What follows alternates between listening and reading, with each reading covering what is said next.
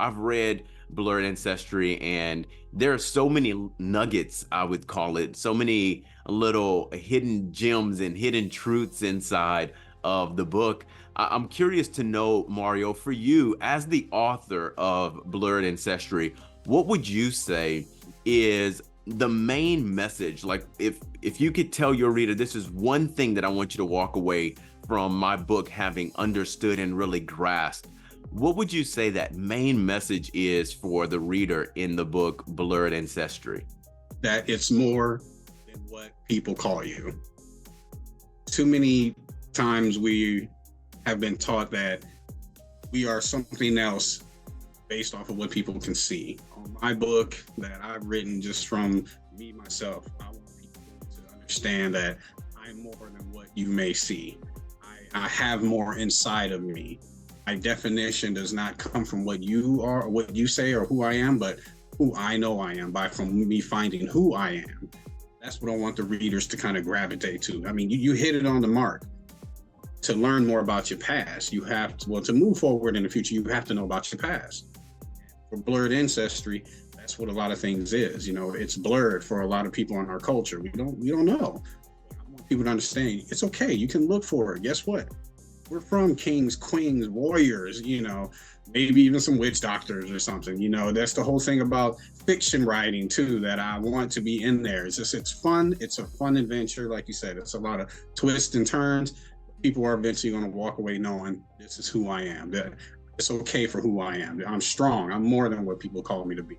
That's so good, Mario, and I really appreciate that. And as I'm thinking about it, you know, the blurred ancestry, there's so many blurred lines, because for many people, especially like your audience, you know, like you said, you're really catering to brown skinned and those types of people. But for many of them, their history, their ancestry is really blurred. There's so much that has happened over the years that it's very difficult to get a clear line on those things. You know, who are they, where they come from? And so until you begin the journey of discovering that, you'll never truly understand and grasp your ancestry.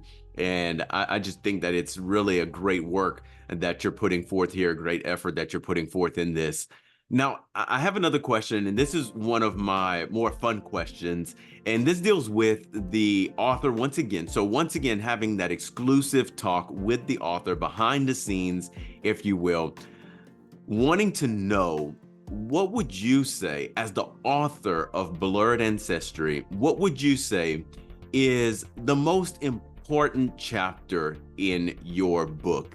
I know all of them are great. I know all of them are really good. They're all exciting. Each one builds on the next. Like I said, I've read it, so I'm aware of how it flows and the story and those things. But for our listeners who haven't read the book yet, what would you say they need to make sure they really read this chapter and don't lose hold of it?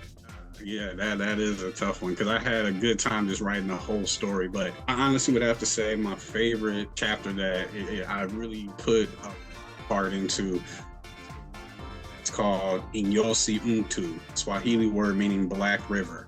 The whole premise behind that is you're kind of in that whole journey when you're trying to look for yourself and you're trying to find out yourself. You're in this black river, this unknown, you know, you're just kind of floating there trying to figure things out. And that portion of the book, my character is literally looking into his past. It's like the whole, what they say, your life flashes before your eyes kind of thing when you die and everything. It's kind of in that area, you know, you're just kind of floating there in that unknown space. You're trying to figure out things that's flowing through your mind. You know, you're seeing flashes of your past and all. And that was like the most memorable chapter for me.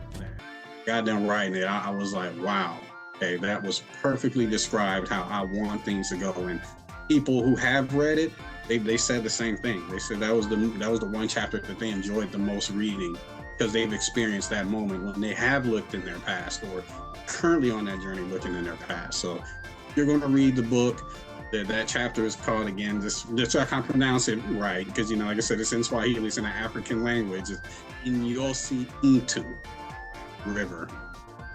Favorite chapter I've written. Perfect, perfect. You heard it here first. Make sure you read that chapter inside of the book Blurred Ancestry.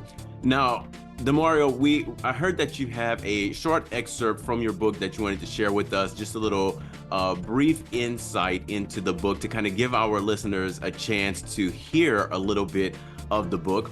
I believe you prepared something for us today. I would love to give you an opportunity to go ahead and read a little bit from your book, Blurred Ancestry, and give our listeners a chance to hear a little bit of the book that you've written. Absolutely. In fact, it's from that chapter, you'll see too, that I'm going to read a little insert from it. So, an image comes before me. It's a man standing over me in a room. Can't make out who or the area, nor the area I'm in. Strange man is in a door frame as I look up at the slim yet muscular body type with a hat on his head, black with a wide brim. Majority of his face is dark and blurry, while his back is slightly turned. Breathing heavily with a balled up fist with one hand and what looks like a gun in the other. Oddly enough, I'm not scared. Feeling of security overcomes my body. Strange man holsters the gun into his chest and covers it with a long black coat as he spoke. Don't worry, take care of it. He turns and walks away. A long shaft-like object protrudes from his left hip as the jacket cascades over it. Just as fast as he was before my eyes, he was gone. Wow. That part. Wow, wow. Exciting. Listen, we've been having a great conversation so far this morning. Now, Mario, one of the things that we find with our listeners here on More to Your Story is that a lot of them are looking to write a book. They have a desire to write a book. And I often like to ask our guests what that experience was like for them. And I want to do the same with you here today. I would love to know, Mario, for you, did you get any help with writing your book? And what was that writing process like for you as you were writing Blurred Ancestry? I have to say, I did get a little help. Mostly during the whole COVID situations when I was writing my book.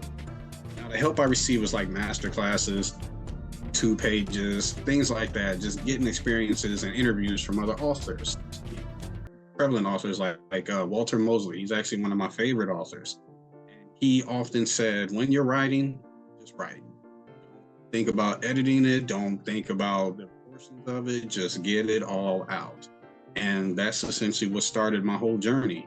I actually started writing well before that, but I'm guessing since me personally being a writer, it's almost just inside of you. It's like it's natural. It's that natural gift. You just start writing. The little research that I did do, process, that was about most help as I did receive. Unfortunately, I didn't have too much of personal guidance, but I had to go out there and look for mentors. They were virtual, but they were still my mentors.